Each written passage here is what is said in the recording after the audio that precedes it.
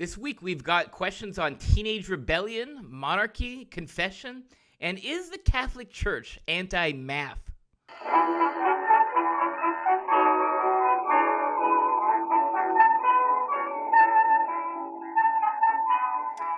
Welcome to another episode of Off the Menu, now being broadcast in podcast on the Crusade Channel. Talk radio the way it should be at crusadechannel.com.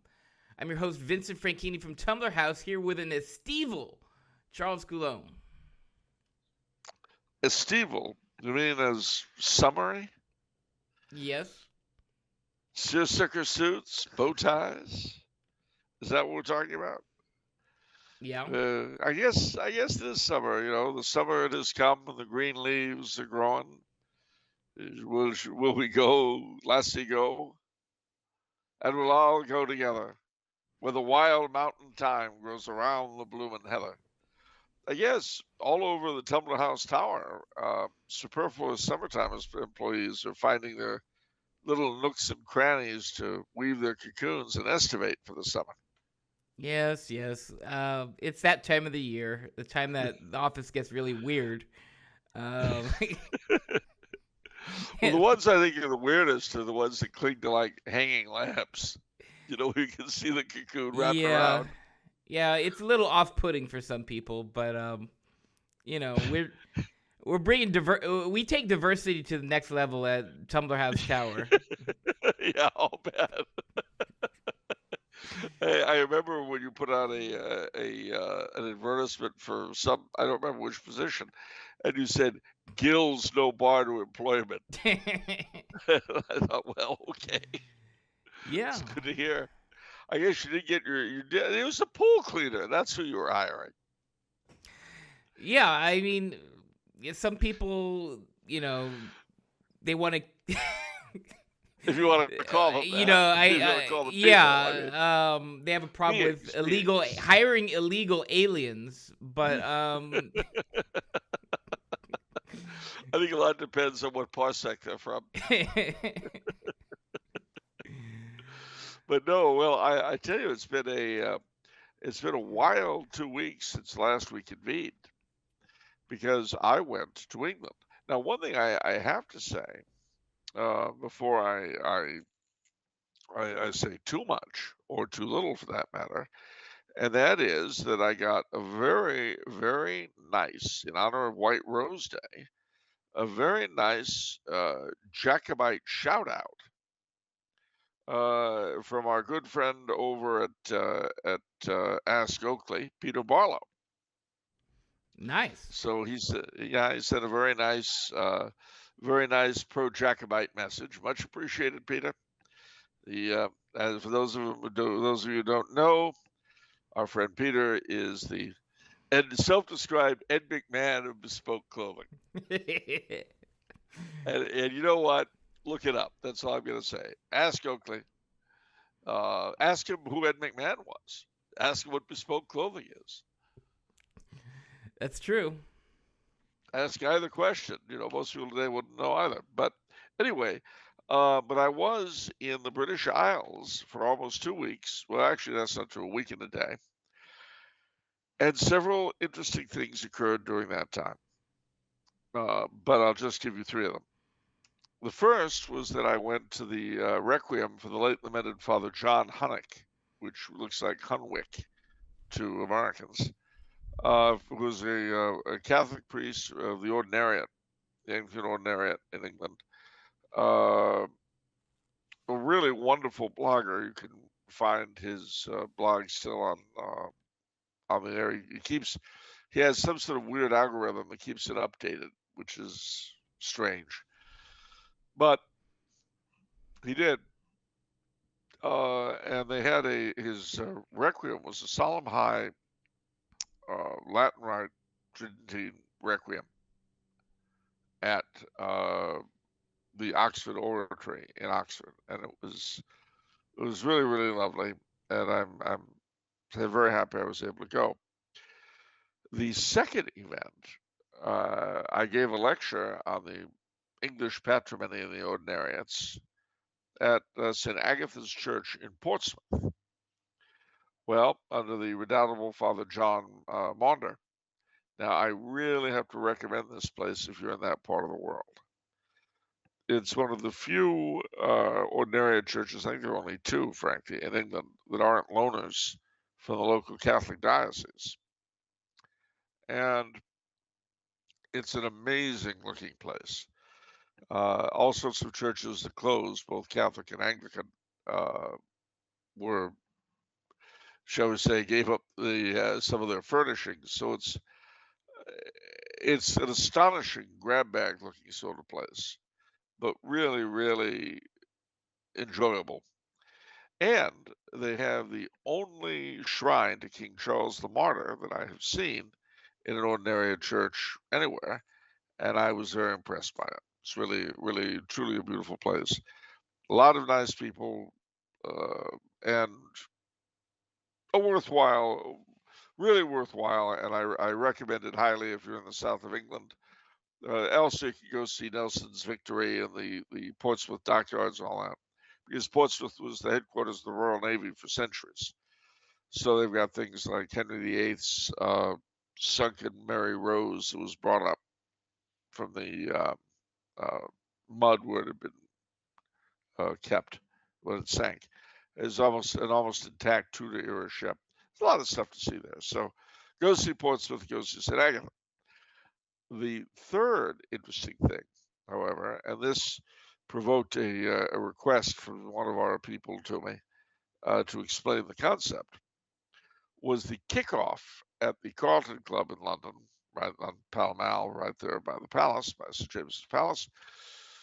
The Carlton Club hosted a meeting for the Conservatives for Kanzuk. Now, this was interesting. I'll explain the concept of Kanzuk momentarily. But briefly, it's the idea that Canada, Australia, New Zealand, and the United Kingdom should, especially in the wake of Brexit, should pull closer together. There were a number of very interesting speeches given in favor of this idea, of whom the most notable speaker was probably the former Prime Minister of Australia, Tony Abbott, who's really one of the few decent politicians that I know of in the English-speaking world. Good Catholic, good monarchist, and of course driven from office by a cabal of munchkins and dwarves. But he gave a very good speech. The one kind of odd thing was that after all the speeches were done, and I was milling around with the people I knew, up came a conservative journalist who will not be mentioned, and he began berating me for the terrible speech I had just given. It was poorly organized. I obviously didn't know what I was talking about, and on and on and on. And I just stared at him. And finally, one of my friends said, "You know, he didn't speak." There's sort of a pregnant pause. They said, "Oh," they walked off. I don't understand. I didn't speak. The guy was just, I don't know. No, I know. I don't Wrong. understand what's up with the guy. Did you know I him? don't know. I guess no, never met the man. I mean, I know of him. I know who he is. That's why I'm not mentioning the name. But I don't want him. I don't want the momentary stupidity to be associated with his work. Well, I mean, stupidity, that's like drunkenness level of stupidity. How could he not know that you didn't like... I don't know, but I felt like telling him, "Oh yeah, well I hated your editorial in the Guardian. How about that?" But I didn't say it. You should have said that. Yeah, I know. It popped into my head, but you know. Buster all that tripe you write for the Labor Party. The crap of the Express.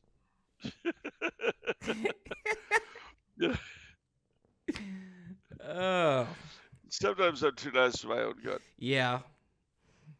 You're mean to your friends. You're nice to strangers. Everybody's like that. Yeah. I know it's true. I mean, if you think about it, you're nastiest to your family and your close friends. You're somewhat nicer to casual acquaintances. And total strangers, you're all over them like I mean, it's human nature. We take the people closest to us for granted, which is not an admirable trait, but it's pretty universal. As the Mills brothers inform us, you only hurt the one you love, the one you shouldn't hurt at all. Yes, it's true. I wish it were otherwise, but Hmm. All right. Anything else going on? Your travels? well. Let me see. Well, I'm getting ready for the in a month's time. I'll be back to the U.S. of A., Ooh. which you know you can break out the glazed donuts and the KFC chicken, extra crispy. I didn't know you liked that. Extra crispy? That's what you request? Well, but honestly, I like the original formula too. Forget it. Let's go to Popeyes. I don't like Popeyes as much as KFC. All right, fine. We'll go to KFC. I don't care. Yeah. Okay. Now, the other good thing, though, I'm really tired of Pride Week, so I'm looking forward to July, which is Gluttony Month. I June is Pride Month. July is Gluttony Month. I dare you to post that on Twitter. I've done it. Have you? I missed it then. I somehow missed it. Oh man. Did you get any people? Did you troll out any people? No, nobody really responded. There's some, winks and grins, but that was about it. I'll do it again. I don't care. Okay. Okay. But I think Gluttony Month is what I'm looking forward to. 4th of July barbecue. Just utterly stuffed. Oh, you're going to be here for the 4th of July. I feel like that doesn't happen often. No, I won't be. I'll be here for the 15th. You know where I'm going to be on the 4th of July? Where? Croatia. Why? Because you hate our country? Oh, don't you start. I wore the flag pin yesterday for Flag Day, so... What's going on? I hate our country. What's going on in Croatia? What's going on in Croatia is a sort of monarchist thing in honor of Blessed Emperor Karl, etc. Mm. And I hope, if all works out as I hope it shall, on July 2nd, I'll leave here for Trieste, which is a city I've always wanted to visit, and then go from Trieste to Zagreb. Do the shtick in Zagreb, come back here, and then put all this into storage because I must vacate this apartment in favor of a new one. So after we do our last episode before my departure home, that'll be the last time you see this set up as it is. Yeah. There'll be weeping, crying, gnashing of teeth, offers of money. Doesn't matter. Important question for you. Does it bother you that Trieste is an Italian city? I'm sorry, does what? Does it bother you that Trieste is an Italian city? Well, that's like saying, does it bother me that Paris is an Italian city? Of course not. Isn't it Italian? I thought it's Italian. I thought it's in Italy. No? No, it's in Austria-Hungary. They call the Istrian coast the Austrian Riviera. I don't think what you're saying is true. What, you're accusing me of hallucinating? It's right there. There's a little extra appendage from Italy, more kind of into Eastern lands, just to snatch up Trieste. It's the wrong map. Is it the wrong map? Google's got the wrong map? Okay. Google's here. I'm going to help you with your issues, since obviously you've got difficulties. Oh, that's all right. Okay. I'm going to help you with your difficulties. I get it. We all have problems.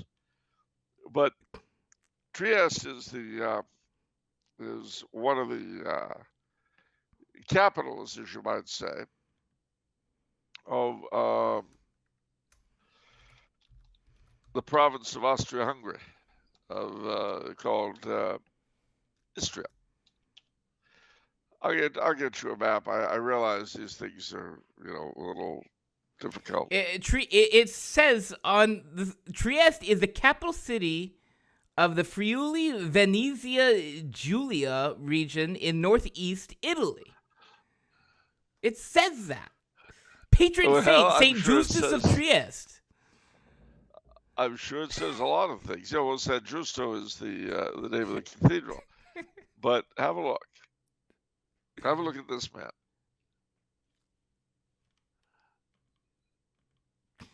What do you see? Trieste is very firmly on the Austro-Hungarian side of the border. Charles is giving me some antiquated map. And then he's right. It's on the other side. The map is definitely different. But see, and wait, that's not all. That's not all. Let me show you something else. Look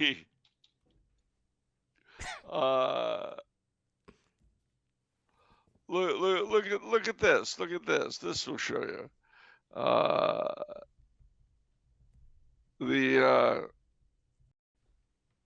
Here we go.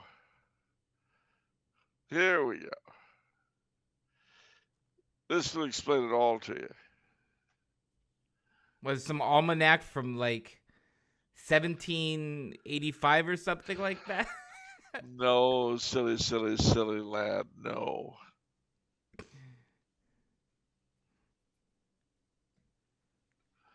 There you go.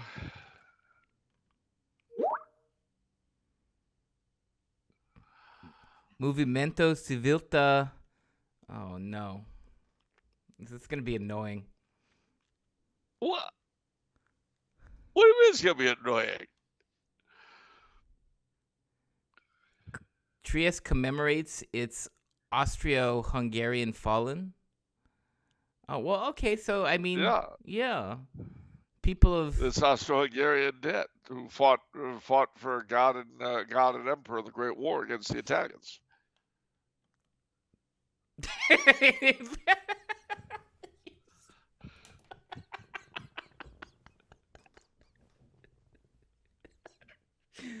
Wow. Okay. So in Trieste, they honor the people who killed Italians. That's what you're telling me. For God and country. Who fought the Italians? Yeah, they were defending God, Emperor, and Fatherland against the Italian invaders.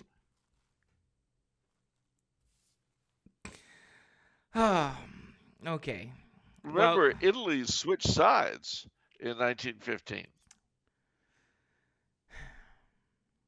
Okay, you're trying to muddy the waters, okay? From the fact that Trieste is Italian city, it's Italian right now. What's past is past, Charles. That's gone. Oh, There's really? No going backward. Really? Yeah. If that's true, why is the stock market so screwed up? You said there's no going backwards. It's about where it was in 1929. What? Well. Anyway, so I'm looking forward to going to Trieste because I've never been there before. That's one part of the Emperor's domains I've never been to. Okay. There are a large part of Austria-Hungary I haven't seen yet. Yeah, it's a big country. Yeah. From Tyrol to Transylvania. Yeah. And to Dalmatia. There's a lot there. Yeah. I've seen a lot of it, but there's a lot I haven't seen. Okay, yep. All right, very good. I'm not going to get into any trouble. I'm just going to mind my own business. I'm not going to wander off the... I'm not going to wander off the path. You're skipping around the hole. You're skipping around the rabbit hole. And so let's do some questions. And how better to Okay. kick off the questions than a question from Vendée Radio, who says, Okay. Dear Charles, please can you discuss how the Allies told the Whites in the Russian Civil War that their half-hearted support was conditional on the movement not aiming to restore the monarchy? That is a really good question, and I have no doubt that it was the case, but I really don't know any specifics. I wish I could help you there. All I know for certain is that in the American contingent, the second in command, I never remember Graves, there were Graves and Robinson. One of them was the top dog, the other was the second in command. Whichever was the second in command was funneling uh, both information and weapons to the Reds. All the while, the Americans were nominally fighting the Reds. So, Hmm. Right. All right. Question from Love Muffin Knight. ooh, And so I am recently married and already expecting my first child in January. My mind is naturally thinking of child rearing, and two questions come to mind. Number one, what educational methods and curricula are most suitable for raising devout children? Any particular books or websites you would recommend on said suggestions? that's of course very difficult. Uh,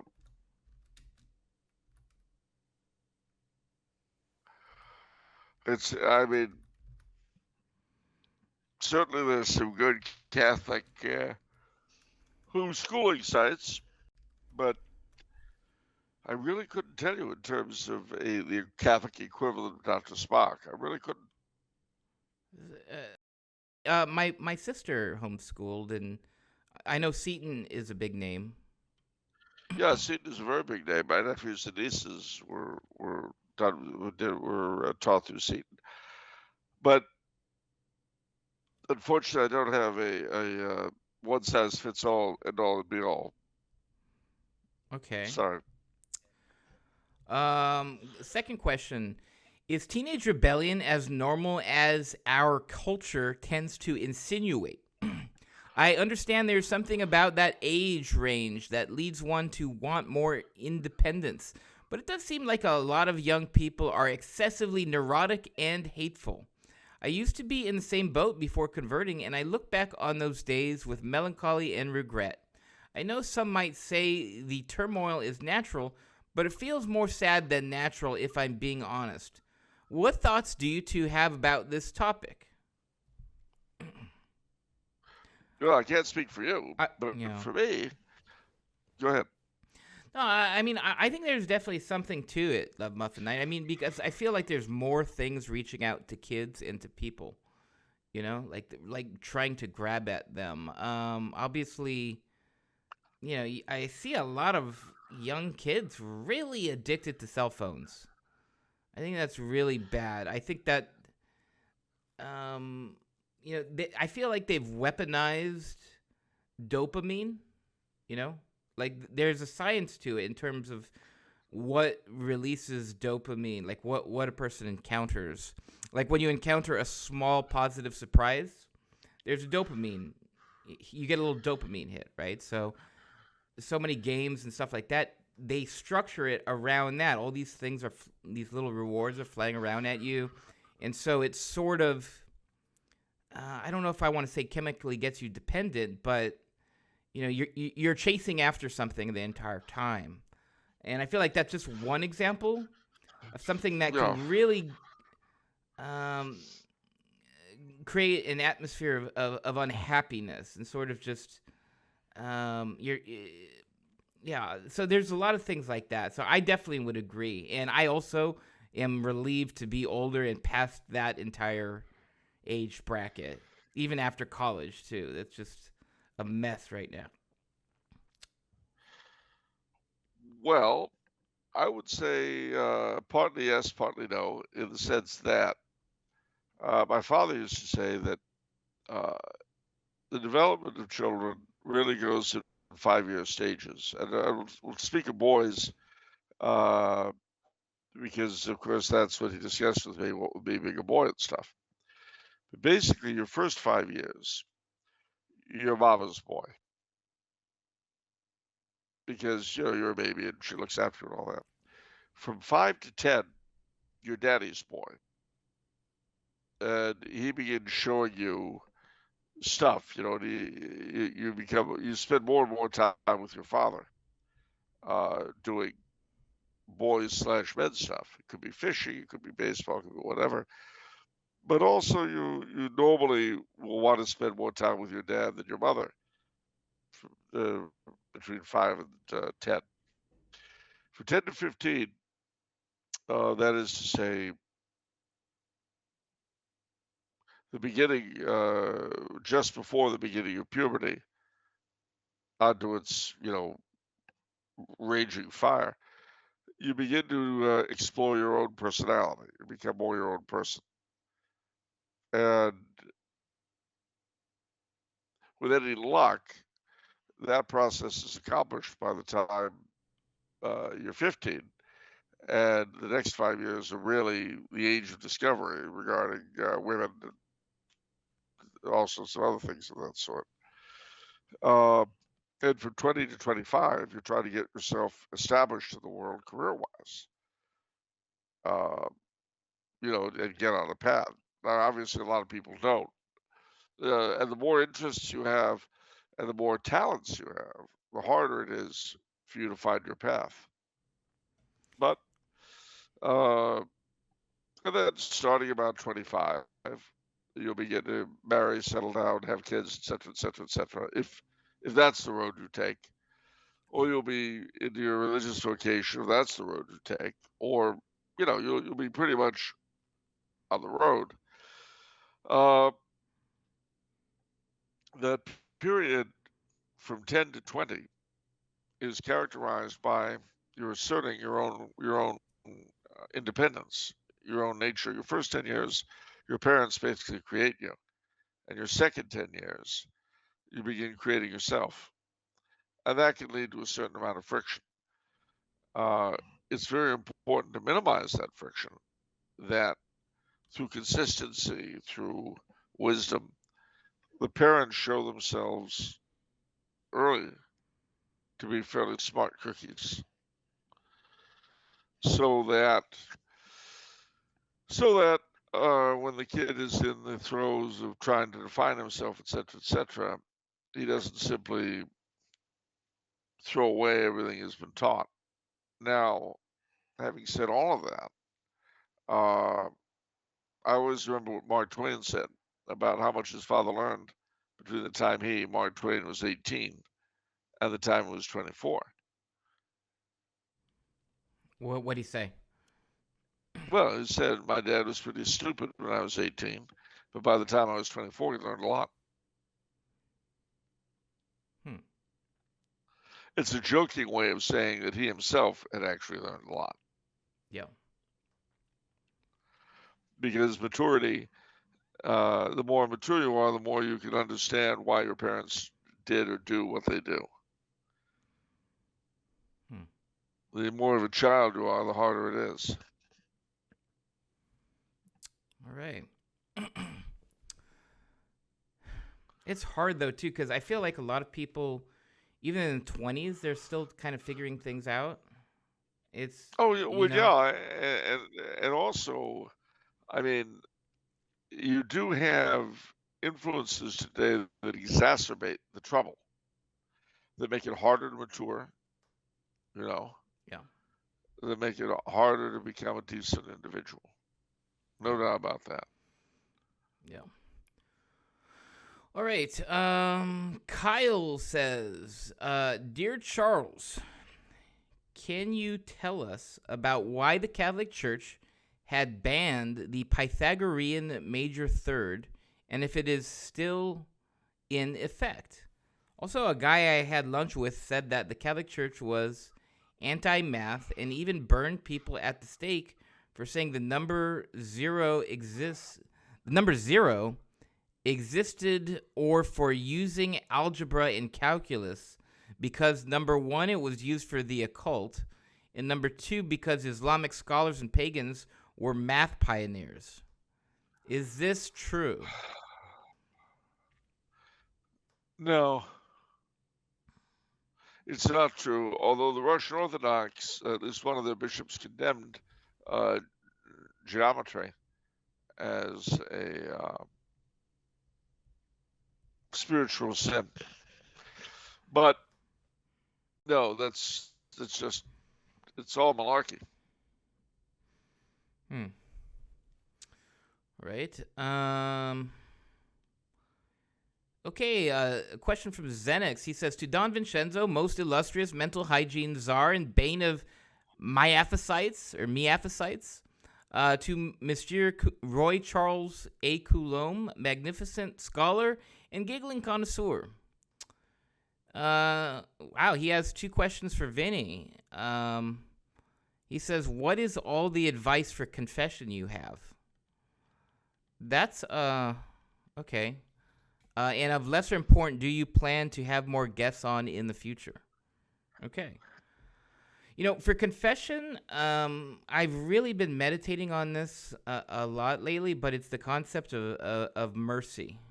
And you go out of confession and then you say your penance, but you really have a profound meditation on mercy and all the mercy God has shown you constantly too, right? Like your entire life. Because so in order to carry that forward to other people, because you think about, it's a really weird thing. I do really well with pleasant and nice people, but I'm not so good with annoying people. It's difficult for me. So isn't that strange? I wonder why. It's a challenge for me. But you try to show them mercy, right? Like that's what, as Catholics, we have to try to strive for. And it's like, man, like you've done, like you're just constantly like racking up the like offenses. And it's like, but we have to forgive that. And so then, what you draw into is you hearken back to your confession and all the times that God does that for you. And so, yeah. and then you have that gratitude. I think that's the thing too, is coming out of confession, not sort of like, yeah, that was going to happen. Yeah, this is normal. This is routine. It was expected. It's nothing. It's nothing for God to do that. That's what he does. You know what I mean? It's really trying to harness those deep feelings of gratitude, of reflecting on mercy, because then that's going to carry into your life more. And it's going to positively impact relationships that you have, So I think that, right. You know what I mean? So confession, what it should be flexing on some level is your level of humility. And if it's not, and I can tell you, trads in general, we need, in that sense, we sort of need that impact of confession more than anyone. Honestly, because we're so holy. Yeah. You bet. So, I mean, Father Ripperger's talked about this, that it's a pretty serious thing. Lesser important, do you plan on having more guests on the future? Yeah, it's really hard because, I have a really tight schedule. We do this on weekends. But I've been, one particular guest that's kind of in the works a little bit is Edward Habsburg, who I actually had a video call with him like last week. But obviously Charles and I both love Edward. Edward's a lot of fun now. Yeah, he is. What? Why do you have that face? Well, no, I mean, he's a lot of fun and he's brilliant. Yeah. Hungarian ambassador to the Holy See. Indeed. Yeah, no, we just have to make it work. I mean, as an ambassador, he's got a tight schedule. Being the CEO of Tumblr House Enterprise, I have a tight schedule, so it's hard. Why don't Why don't you interview some local personage? Why would you? What, like Clancy?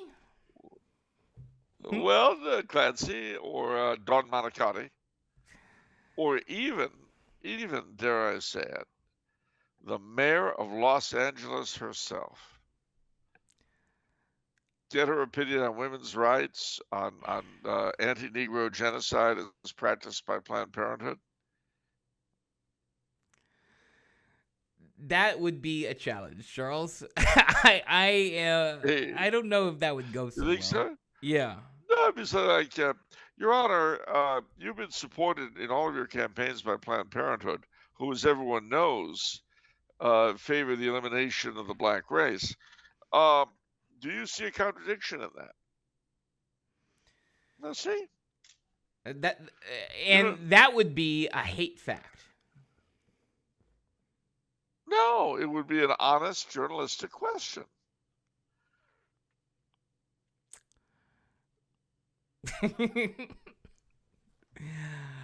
I mean, a hate fact would be, why do you hate your people, Madam Mayor? Wow. Now that would be a hate fact. Wow. Why are you self-loathing? Can you tell us that, Your Honor? All right. Madam Mayor, why do you despise the black community in Los Angeles so much? And you know what? I believe that she would happily tell you. She would say, well, no one ever asked me that before. Well, it's like this. And she would tell you. I don't know if that would go like that, Charles. I think you should do that. I think you should interview her. I'd love to, but I've been out of the country too long. I'm not in touch with Californian realities the way you are. Oh, okay. Out of touch. Yeah, I'm sort of out of touch with California reality. Okay. Well, okay. Tell you this much, though, when I get back to LA in the middle of Gluttony Month, my first week is going to be all my favorite restaurants. Yeah. I can see that. All right. No, I mean that's what you do. That's what I mean, Charles. Like you always do that. Whenever you get here, it's like, oh, okay, let's line them up. Let's go to the restaurants. And if people happen to pay for a night out, that's okay too, right? Like, so you say I just go to a feeding frenzy? I mean, I don't say that. That happens, and you've said that.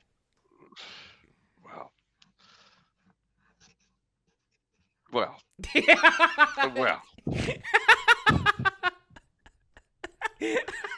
That's a hate fact right there. That is an example of a hate fact. It's absolutely true, but you're a bad person for even knowing it, let alone saying it. I got you there, Bunky. Oh man, I guess so. I guess you got me. All right. Hey, why don't you ever write like a detailed, sort of characterize California for the Europeans, because I think that they would be fascinated at California and California culture, what it's like, clear up some misnomers, some misconceptions. Well, it's funny. The Moscow girls really knocked me out. They leave the West behind. And you Craig girls make me sing and shout that Georgia's always on my mind. You're back in the USSR, boy. I have no idea. What is that from? That's Georgia on My Mind is Ray Charles. No, this is from the Beatles, back in the USSR. I haven't listened to the Beatles as much as I should. What album is that? Well, I don't remember. I love one of they did. There are bodies I dismember, though some have changed, some remain. No? No, I don't know that one. Oh, All well, right. never mind. All Um. right, let's move along. Nothing to see here. Move along. All right. We've got a question from got a another question from Zenix. He says, "Why in Central Europe, from Poland to Croatia, is there such a dislike for monarchy on the basis of the Habsburgs being foreigners? Does politician slime have some great capacity for patriotism that they don't?" Well, I mean, since 1918, uh, the media, educational, and political industries of all the Central European countries have been beating that drum. And it's funny, I had this discussion with a Slovakian individual earlier today, and my response was twofold. One, are you really going to tell me that being misruled by somebody of your own nationality is better than being decently ruled by somebody else? Yeah. And if all of your politicians have proven themselves to be thugs, how does being owned by them make you free? How does that work? Help me out here. Hmm. And what does that freedom look like anyway? Now, if you're going to say freedom is the freedom to lead a decent life, to make sufficient money to raise a family and to have a pleasant existence, if that's freedom, then the Habsburgs were far better, and for that matter, the other monarchies of Europe were far better at getting it for their subjects than the slime puppies who run them now or have run them since. COVID should have told anybody with half a brain what the story was. I like to say it over and over again. When our masters had us put on our masks, they took theirs off. So let me make this real straight. The monarch has a tie to his people, that means you, and the land, that a president, a Republican figure, does not. For the monarch, if he's been raised well and holds his religion, ruling you well is an obligation that comes to him from God, for which he will be obligated to account when he dies. For your elected leaders, you're simply a cow to be milked, like this. I don't know how much plainer I can make it for you. It's mutatis mutandis. It's like decolonization. How was genocide under Idi Amin better than being ruled by the British? Can anybody explain that to me? Hmm. Can anybody tell me how piles of skulls are better than having a white face in charge? Hmm. Well, because at least the guys that ordered all the murders were our own people. Oh, well, all right, good.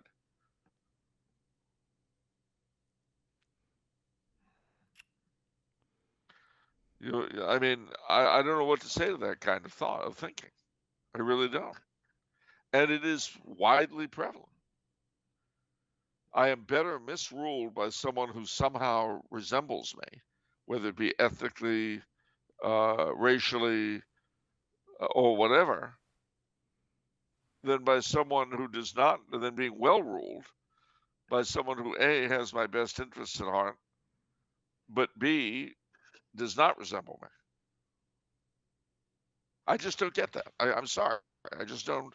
I've missed out. My brain, that wire that allows people to understand why tyranny by their own is better than a decent life under quote unquote aliens.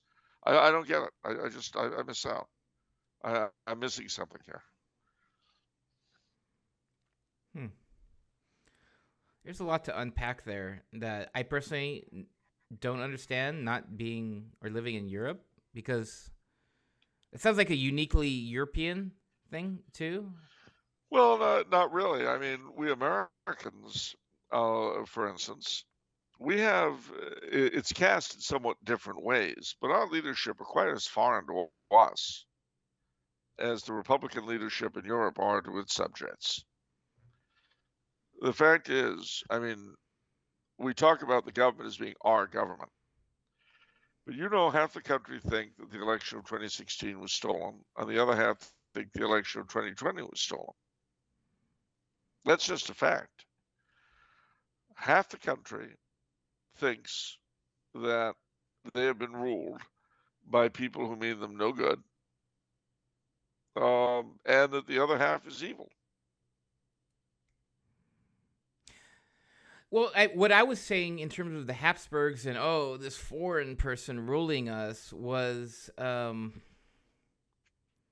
and again, when you speak of a foreign person, number one, of course, that really isn't quite true, because the way the Habsburgs acquired all these places was by inheritance. I mean, the Habsburgs are there's much Polish and Czech and Italian and French and Spanish as they are Austrian. They're so mixed. And that's why they acquired Bohemia, etc., etc., etc. It was through inheritance. But even if they were foreigners, it's a little bit like Belgium. The joke is that the only Belgian in existence is actually the king, because the Flems and the Wallons have very little in common with each other. And ethnically, the king's German. But he keeps Belgium together.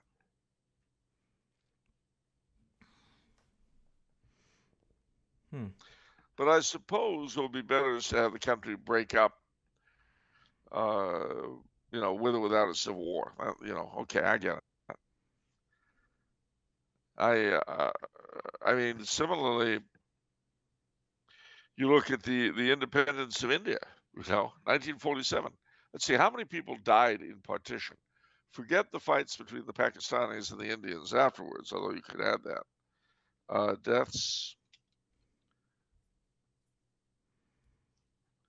Deaths, partition, India.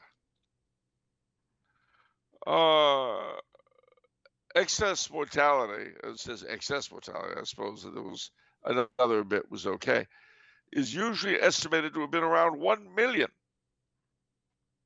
1 million dead, so that politicians could prance around as presidents in India and Pakistan. Where's the good in that? Can someone explain to me how the world is better off because a million Indians died? And how is a country that starts that way to be expected to pursue a decent course? I don't understand that. I just don't get it.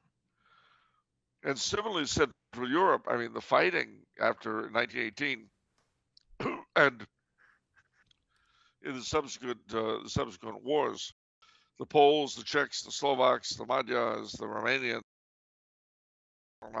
on. How was that better than living peacefully under the Habsburg scepter? The only way you can think that is if you think that being murdered and oppressed by your own is better than being pleasantly and decently ruled by someone else. And if you think that, I'm sorry, I believe you're a moron.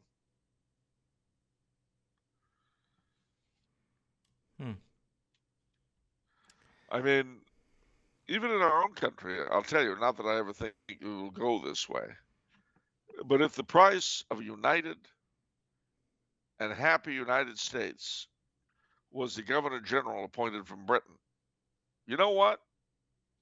And the alternative is civil war. Guess what?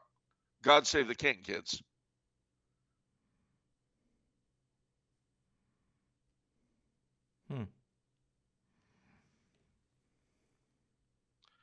I mean, what if my particular people, whatever they are, aren't capable of running themselves?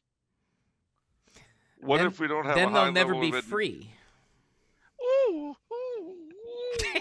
And what exactly is this freedom I hear so much about? What is freedom? Independent. Being independent. Whatever that means. Freedom is the freedom to oppress others. And if you don't have that, you're not really free. I know. If you don't have the right to smack around your neighbors without fear of any kind of retribution, if you don't have that freedom, then you're a slave.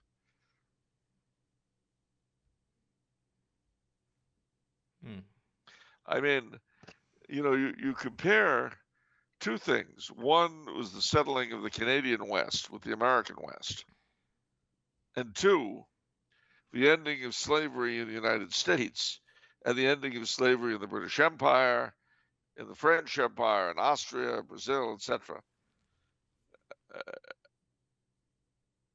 Why is it monarchies were able to end slavery peacefully, but we had to fight the worst war in our entire history? Why is that? Good question. It's because our system is better. Is it a system problem or is it the people? Well, the two, No, they kept a chicken and egg. I mean, you kept it with chicken and egg. They were fighting each other. And of course, the funny thing is, in the case of Brazil, it was the Emperor of Brazil who abolished slavery, but he paid for it with his throne because he was deposed by the former slave owners. Though even they realized that re-enslaving the blacks would have been a bridge too far.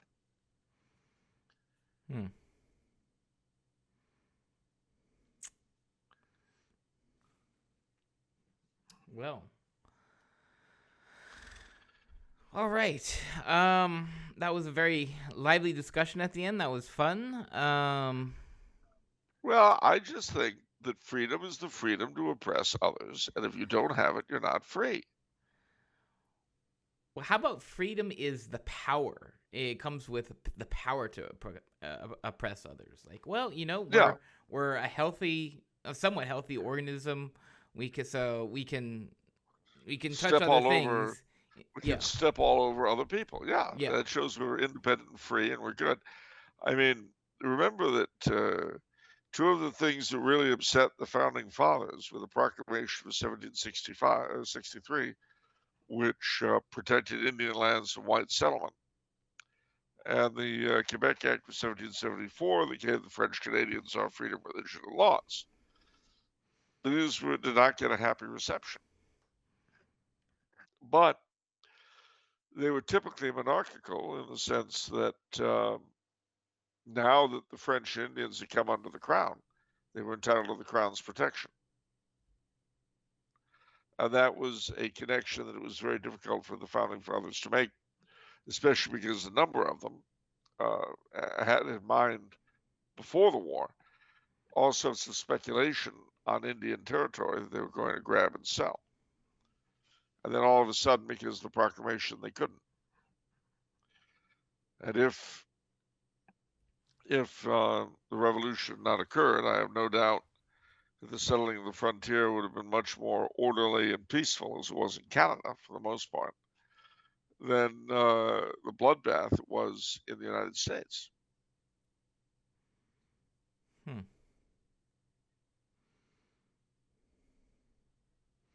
That's interesting. Yeah, you never think about Canadian sort of expansion westward. When you think of spreading across the continent. Well, I have one word for you: Mounties. Yeah, tell me about Mounties. The Royal Canadian Mounted Police. The people in the funny red coats and peaked hats. Oh yeah. They were founded to maintain order in the nascent Canadian West. And they were the ones who were responsible for making sure that settlers didn't move onto Indian lands and Indians didn't raid settlers' crops and animals and stuff. And by and large, they did a very good job of it. Yeah. There were some failures. The two biggest, of course, resulting in the two Riel rebellions in the 1870s and the 1880s. But it's interesting that even there, although Riel rebelled against the government in Ottawa, He didn't rebel against the crown. And in between those two rebellions, when the Fenians attacked Canada from the United States, Riel led the Métis against them in the name of Queen Victoria.